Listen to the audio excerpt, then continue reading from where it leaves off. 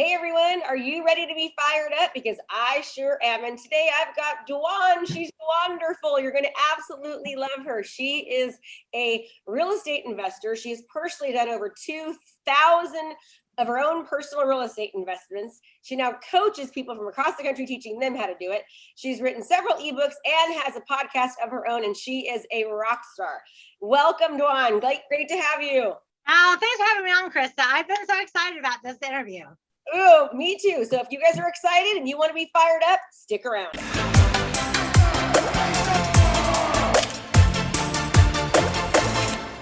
Okay, so you're here, Dwan. Yay! First of all, I have to say, your energy and your attitude and your funness, you are just like the real deal. Oh, thank you.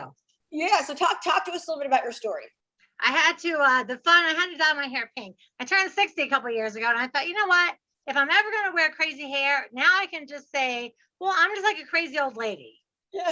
You just you're eccentric. When you're older, you're eccentric. When you're young, you're like, oh, what's up with her? But when you're older, you're just like, I'm just eccentric, and this is what I have now. So I just live my crazy.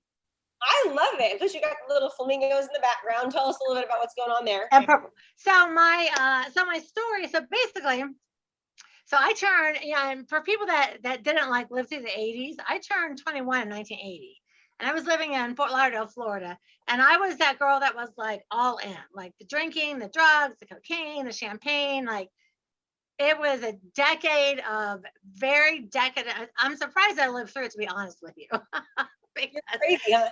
Oh my God. The amount of drugs and drinking it's insane. But it was the 80s and we were in Florida and it's just, seemed like the thing to do. So as I got, a little later into my 20s, I got married, had a baby. And so kind of a little bit along the lines of your story. When my husband was 8 months old, we unexpectedly split up, and actually he got put in jail for selling drugs. So I was just like, so I get this phone call like 3 a.m. and I'm like, it's collect. I'm like, collect from jail? Who would be calling me from collect from jail? I like this later. And anyway, it's my ex, or it was currently my husband. And so I was just like, you've got to be kidding me. How are you in jail right now? So I said, you better be happy you stay back there, because when you get out, I'm gonna kill you. So you're safer behind the bars. But anyway, the long and short of it is he was in a band. It was kind of still the 80s, the big hair bands, and he played out at this nightclub, and the guys were selling drugs backstage. And I really did not, truly did not know, because we had gotten clean, sober, straight. We're going to have kids. We're going to raise a family. And no, nothing ever again. That was like, we drew the line. So it was just really hard, because I'm trying to deal with attorneys. I'm dealing with this man. And at the time, I still love him. Yeah. I didn't stop loving him because I got a phone call. I was mad, super mad. But I just realized pretty quick on that he was going to be in for a while. And just all the people, just all the things he was hanging out with, I just didn't want any of that in my life or in my daughter's life. So I just said, you know what? I'm just going to get divorced. I'm going to raise this kid. I'm going to figure it out. And I'm just put on my big girl pants and I'm just going to make shit happen. And so she was 8 months old when I got that phone call. And really, it was like I had no money. I wasn't working. I had no car. I mean, I ended up losing my car, my house, everything, and foreclosure and repossession. It was really holy cow, what is happening to me right now? Yeah. But I really I had waited till I was 30 to have her, because I did want to be like the Girl Scout mom and the homeroom mom and the field trip mom. I wanted to do those things. So I thought, well, I either have to get a job, and I'm smart enough to know I'm 30 years old. If I get a job, I'll probably have it till I'm 50, because I'll work while I'm raising her. And I thought, or I could start my own business. And if that doesn't work, I can still get a job. Wow. So I literally just took this mass. And when I look back at it now, it's like, oh my God, I can't believe I started off rehabbing. It's like, what was I? Amazing business. You've done over 2,000. Explain that. So I started off rehabbing. So we buy them, fix them up, and sell them. And then I discovered wholesaling. You get under contract, you sell it to a rehab or a landlord. And that's really where I started making. That's where the millions started to roll in, because, I would wholesale 50, 75, 100 houses every year. Just bam, bam, bam, bam. Just wholesaling houses like a crazy person. And then Exactly what wholesaling is. So you go under contract on so a. you find the homeowner that's in distress. So I deal with homeowners that are in distress. So they're going through foreclosure, divorce, bankruptcy. So hard. I'm like, listen, 30 years ago, we did not have the internet. We did not even have pagers yet. Like not even pagers. I had to physically drive to the courthouse, I had to handwrite all the addresses of all the foreclosures, look at them in this map book and drive myself in and out of these neighborhoods. And I did it with my daughter, like every day in the car, listening to Disney sing along tapes every day. And we were in Fort Lauderdale. So we'd go to the beach for lunch and pack a little lunch. And that child has literally knocked on thousands of doors. And I just started doing deals and wholesaling. And then that's when the real estate groups started. Like when I first started, there weren't even these real estate meetup groups. There weren't groups like that. Like I remember the very first one reading in the paper, like, hey, there's going to be a real estate meeting for real estate investors. I'm going to go see what that's about. And there was only me and one other girl, and it was like 80 men. Oh, wow. Yeah. And so then I was like, wow, okay, look at all these people. They say that they're investors. They all live down here in South Florida. So this is amazing. I'm going to have all kinds of people to work with. But then, it's like the boys club. Yes. And here I am. I'm like young and, I've still got my permed hair and, blonde, just like, they're like, oh, yeah, sure. Like no one took me serious. But then I started cranking out deals. And then pretty soon people were like, hey, I want to work with you. You are doing something. Yeah. So you would then go find people that were in distress and knock on their door and say, hey, you want to sell? Yep. Just like that. Knock on their door. And basically I would say, I see you're going through this or this or this or this. And I specialize in helping people like you solve their problems. And I just want to know what I can do to help you out. And people, I think, honestly, I think having a baby on my hip, a lot of people are like, oh, look at her. She's like out there. She's door knocking. She's got a baby with her and she's just out there. And I think a lot of people worked with me because I had my daughter. And also when I did go door knocking, more often it was a woman than a man. And many of the women were going through a divorce, as was I. So there was that sort of, man-hating connection that we all had there for a bit. I was like, oh, I know. Dogs, men, they're all dogs. And so I just all that stuff combined. People they worked with me just left and right. Next thing you know, I was teaching and training, and then I was offered to write a couple books or 2 bestsellers.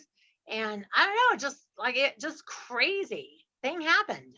Yeah, that's well, it's not crazy. You actually worked. I mean, most people are not willing to do the work. So it's really not rocket science. It's actually doing the work. And I think that people really need to hear that, right? People will say the same, oh, how have you done all these things? It's like, I put in the work. I'm usually the first one at the office, and I many times was the last one to leave, and I would work the week.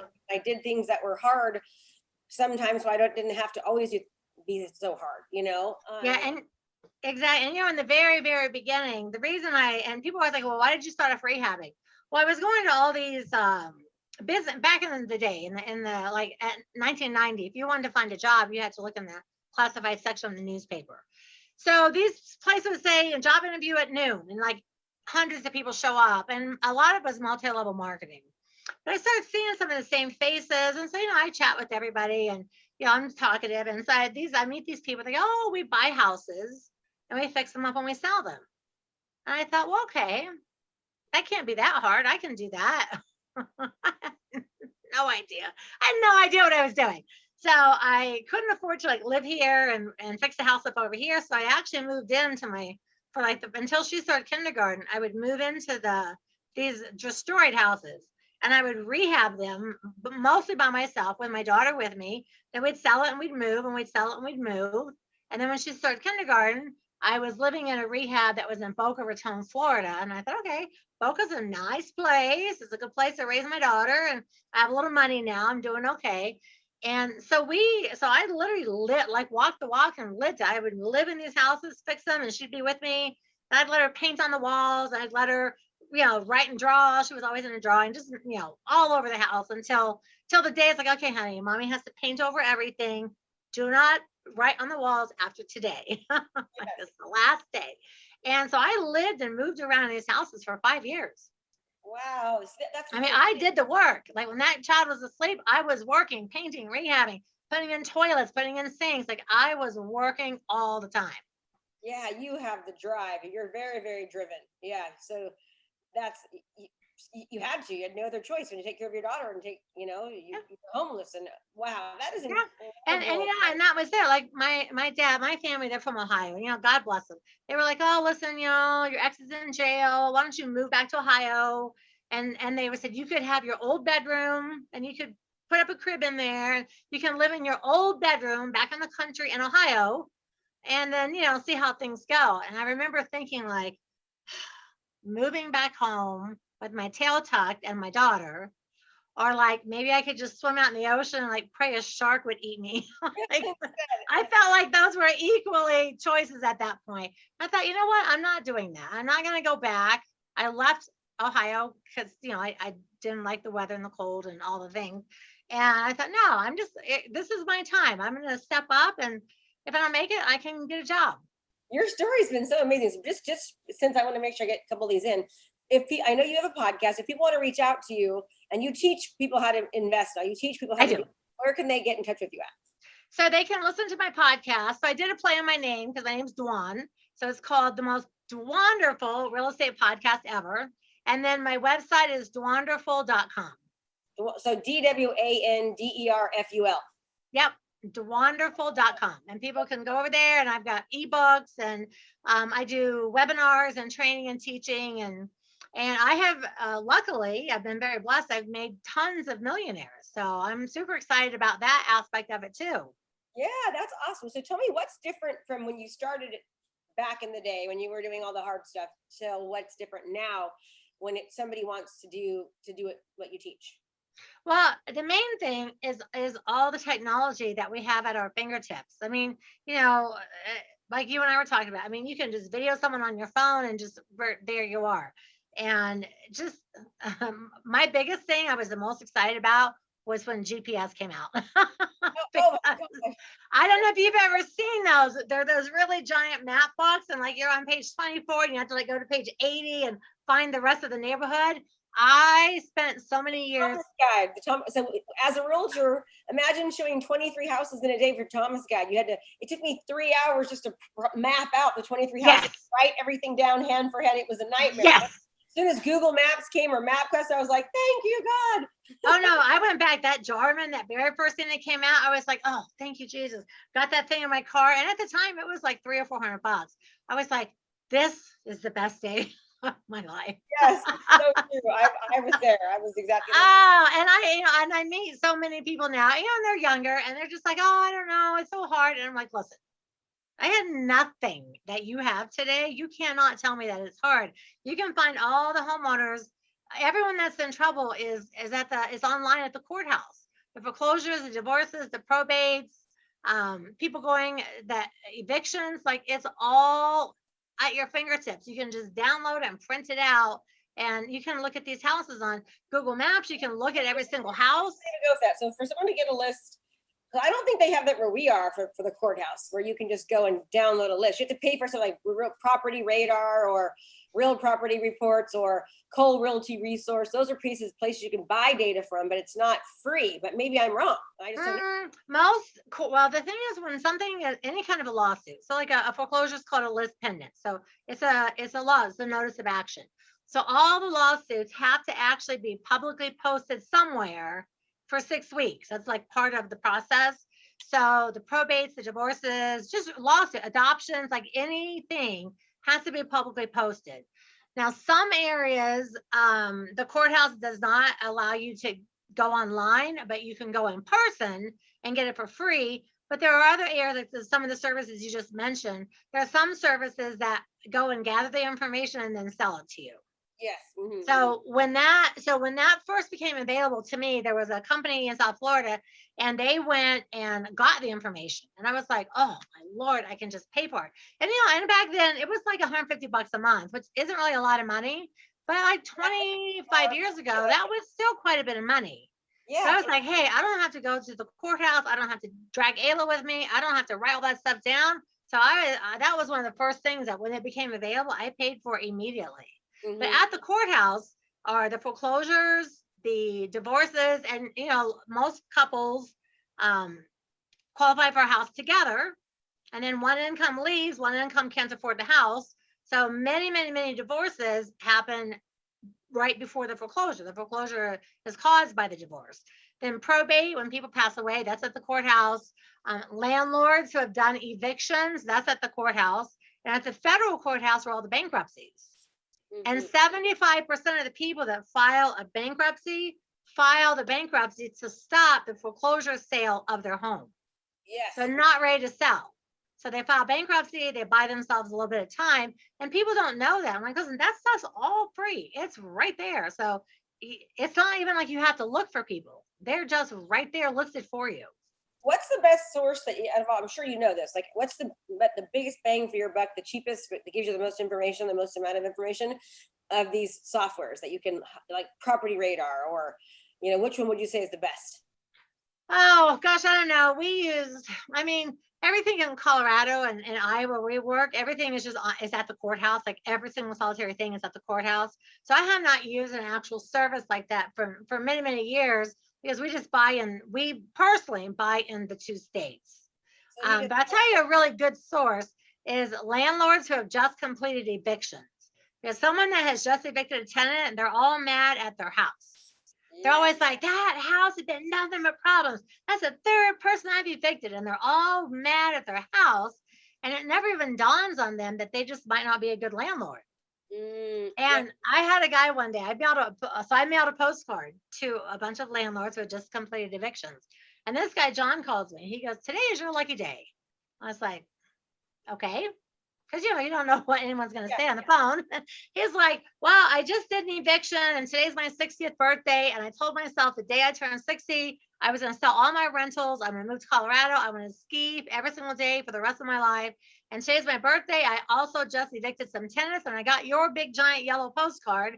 So I'm calling you so you can have everything. And I was thinking, is this guy joking? Like, who is this guy? Anyway, the long and short of it, he had 125 rentals. He'd been buying them his whole life. And he goes, I told myself whoever reached out to me on my 60th birthday, I was going to give them everything. So this man only made me give him a $3,000 deposit.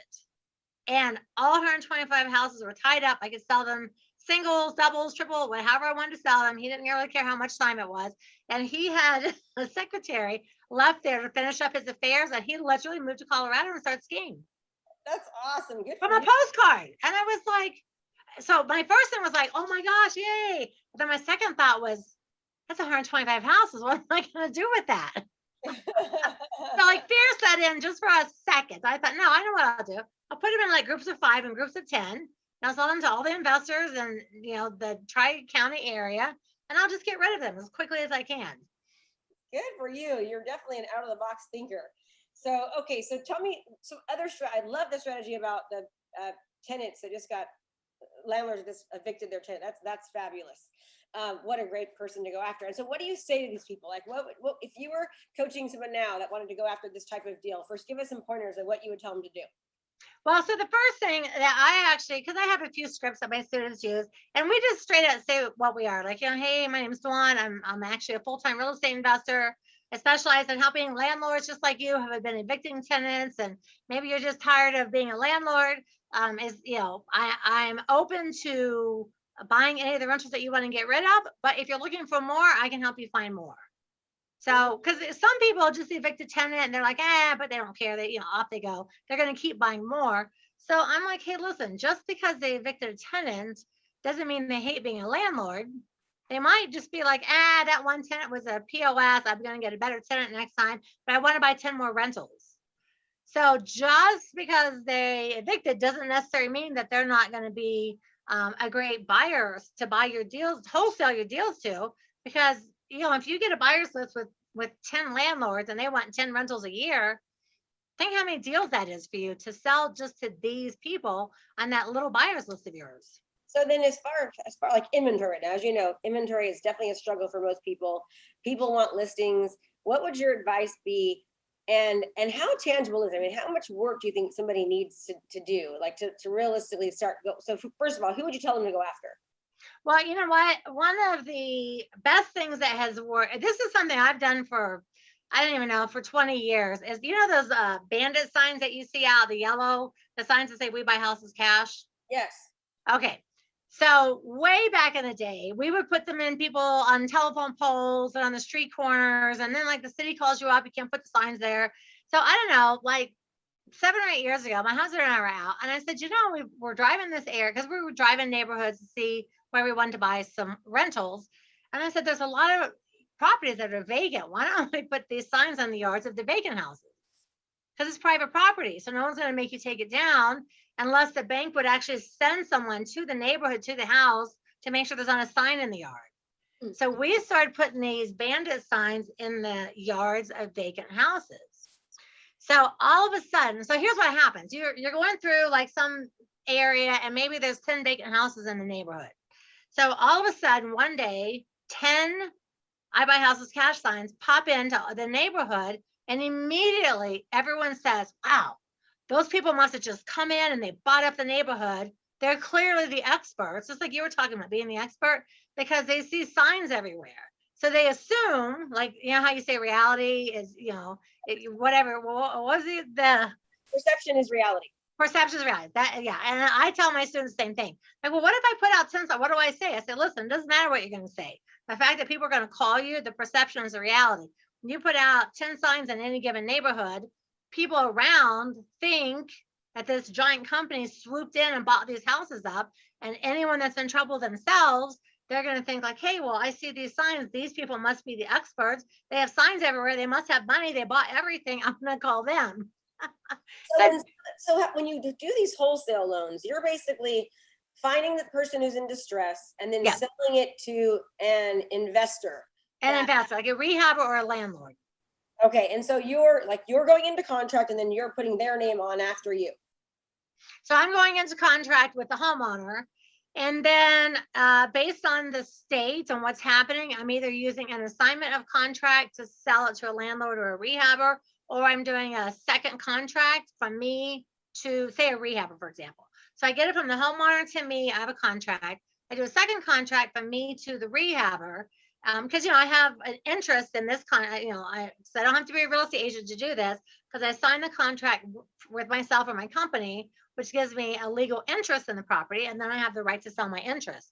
So I sell it to a landlord or a rehabber, and then they're the ones that bring the money, they buy the house, they do whatever, fix it up, rent it out, whatever they're going to do. Now we do all of those things. We landlord, we do rehab, we do all of that. But I always tell people, if you're like a new investor, the cheapest, easiest thing you can do is wholesale, because you get the house under contract with a homeowner. Maybe they're in foreclosure. You give them a $10 deposit. Then you go over here and you say, okay, I got a rehabber that wants to buy this house. So you add on a fee, whatever your fee is going to be, 10, 15, 20,000 bucks, add on your fee. And then the rehabber actually brings the money, and then the title company will disperse the funds properly. So the bank gets paid, everybody gets paid, you get paid, everybody gets paid, and you don't have to bring your own money. So wholesaling. That's a good idea. So you would think that right now people wouldn't want to, you would think, because the market is so hot and things are just flying off the shelf, that people would be like, I'm not going to sell my house. I'm going to try to get the most I can for it. And the thing is, and I get that question a lot, especially when I do a live workshop. That's probably the number one point that people make to me. I say, well, you got to remember, the person that wants to sell their house because they want to sell their house doesn't have the same mindset of the person that's losing their house in foreclosure. They're going through a divorce. Somebody died. They don't want to be at the house anymore. Their mindset is so different. They don't really think that way. They're more like, oh, I wish God would just send me somebody to help me. So their mindset is so different. And so, I mean, all of my students, we're flipping houses like crazy people right now. And none of the people that we're dealing with thought to list their house for the top value, because their mind is someplace else. They're in distress and they just want to get out as quickly and as they possibly can without having a bunch of people tracing through their house. And they just want to get out. So it's just a different mindset. Yeah, absolutely. Absolutely. Okay. So, because right now my brain Dwan is thinking, okay, how do I teach my students to secure more listings with what's going on in the area, right? But I'm going to tell you something. Anytime I meet a homeowner, and this is part of like my whole philosophy is like we always do what's right for the homeowner, Yes. even if we don't make any money. Sometimes we do a free deal because that's what's right.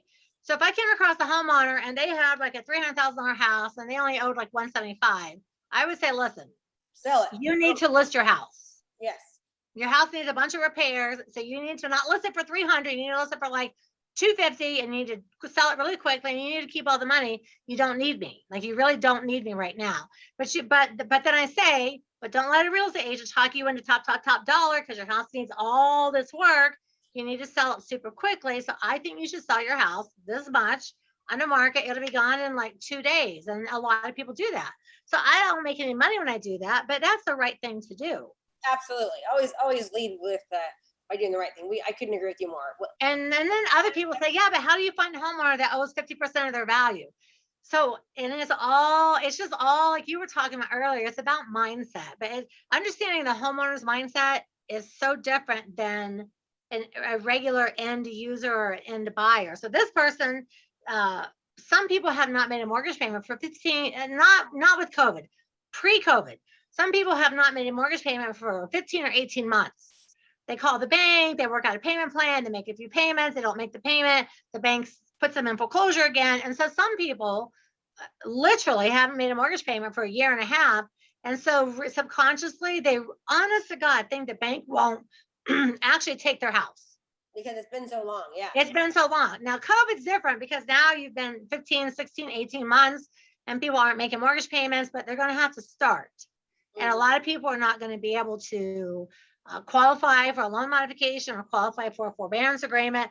Not going to be able to qualify for the things that the government's going to offer. So a lot of people are going to end up in foreclosure, really from no fault of their own.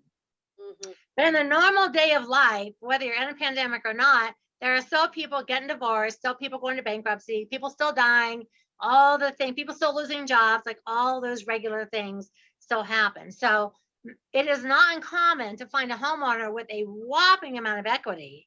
And they're just like, no, Dwan, I don't think the bank will they won't really take my house. And then they get a notification like, hey, your house is going to sale in 7 days.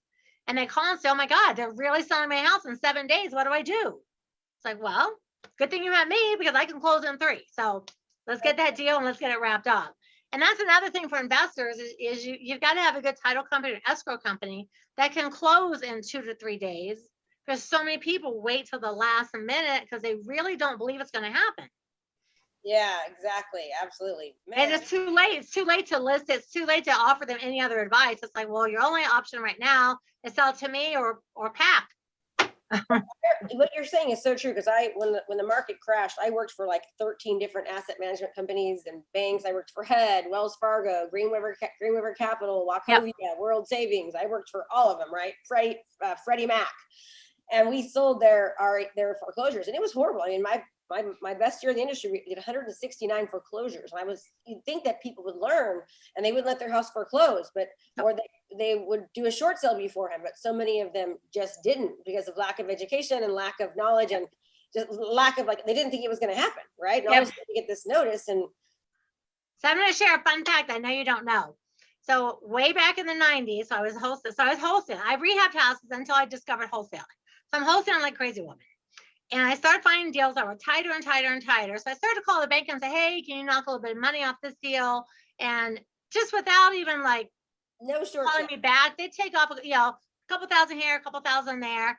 But they were calling it short sales, discounting it, shorting it. They were calling it all these different names. It didn't have an actual name yet.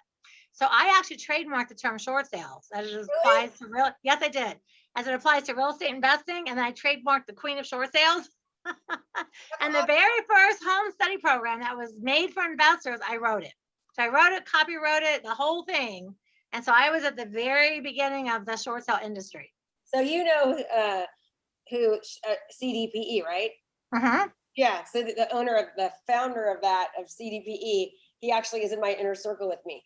And is the one that, he was all over the news and everywhere else doing. Yep. So I was on the news, Fox, and MSNBC. The book I wrote, the company called me and said, hey, we hear, you're the short sale queen. So I wrote a book called Short Sale Pre-Foreclosure Investing. Like I think in like 2008 or 9, like right when all that was happening.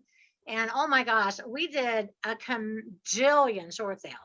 Wow. But I think that's going to come back right now because so many people are not making mortgage payments, and the bank is not just going to take all the payments on them and throw them on the back. People are going to have to show that they have a job and they're going to have to qualify. And when they don't, I feel like there's going to be so many houses at one time that the bank's going to have to go back and start doing short sales again. Yeah, I totally agree with you.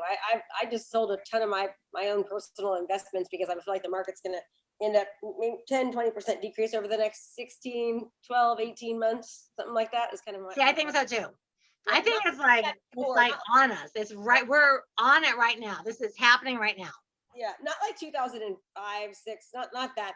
Not 2008 bad, but I think 10 to 20% we're going to probably see a decline because something has got to give with all of these. I mean, it's crazy. People don't want to work because of all the money, the stimulus checks. It's like people don't even want to work now, right? But all of a sudden, yeah, they don't want to work. It's insane to me. Man, this has been great. How do people find out about somebody wants to wholesale and when we end, don't hang up. I still want to talk to you, but how does somebody go about getting in touch with you? Well, they can go to dwanderful.com and all my programs are there. I have a wholesale program, a short sale program, a rental program, subject twos. I love subject twos. We do a lot of wraparound mortgages. So I have subject twos, and I don't know, over the last 25 years, I've just written a ton of programs. That's awesome. So you teach people how to do all this on. Yeah, because I love to teach. I love to help homeowners. I love to help students. And, people are like, hey, I made $1 million last year. Here's a copy. And I'm just like, yay, good for you. Oh, good. Well, you have been so much fun. I've really enjoyed myself talking to you. I have too, Krista. Thank you for having me on. I appreciate it. You're so awesome. So are you? Tell them about your podcast. And what's your podcast called? Are you wanting a kickstart on your business and you want to learn how to be the go-to professional in your industry? Well, guess what? I've got a free challenge for you. It's 5 days of coaching. It's brand new. Just go to KristaMashore.com/client conversion. That's KristaMashore.com/client conversion. And you'll get a free training with me for 5 straight days. That's going to help kickstart you as the go-to professional in your industry. So sign up and I'll see you there. So my podcast is called The Most Wonderful Real Estate Podcast Ever. The most wonderful real estate podcast ever. The most, yeah. So when I was trying to think of names, I was talking to one of the guy that works on my website. He goes, you should just do Dwanderful, like make that the name of your podcast. Like, seriously? And I thought, well, you know what? Why not? It's Crazy Pink Hair, do something different, because everyone's show is, number one real estate. There's so many, like, I like yours, Fired Up. It's like, it's a different name. Yeah. So I thought, I'm just going to play on my name, and that's just going to be my spiel. So it's called The Most Wonderful Real Estate Podcast Ever. And we do 10 episodes a month. And you are definitely wonderful. I have to tell you that. So thanks. I always end every podcast the same. If you had one piece of advice, either professional or business or whatever it might be, what would that be? It's everyone always asks me that. And I usually give some kind of real estate investing tip. But the tip I've been giving recently, which is something you and I talked about, is that I feel like if anyone could just have one solid thing, that would be to get the right voice in your head, like the voice of someone like me if you want to be an investor, someone like you if you want to be a real estate agent, not the voice of the friends and family that say you can't do it, you can't do it, you can't do it. Because when you hear all these people say you can't do it, then you actually don't. So you have to get rid of your naysayers, you have to block them out, and you have to find someone that you feel like you like and you trust and you honestly think they're the best for you. And you have to get that person's head in your voice, whether it's podcasting or listening to CDs or on your phone or whatever, Spotify. Just have that person's voice rolling in your head all the time, because that person, someone like you and like me, we will tell them they can do it. And not only can they, we'll show them how. I love it. Dwan, thank you so much. I really enjoyed this. Thank you. Is in a pod. I know you got my cell phone, so I'm gonna make sure you actually call me, and I just appreciate you so much. Well, I appreciate it too, and thank you guys everyone for listening. Follow this lady; she is so super smart too. Oh, yeah, I love you. Okay, everyone, have a great day. Remember, implementation is the key. Learning is not the power; it's actually in the implementation. And as always, thank you so much for spending a little bit part of your day with me. I appreciate you all. Hey there, I have a brand new podcast called Fired Up with Krista Mashore, where I bring my high energy right to your ears. This podcast is available on all your favorite podcast platforms. So do me a favor, go subscribe and leave a review. All this information is free and I cannot wait to teach you everything I know. Thanks so much for watching my video. You can learn more about how to be a successful real estate professional by watching other videos that I have. And be sure to subscribe to my channel. And as always, make it a great home selling and buying day.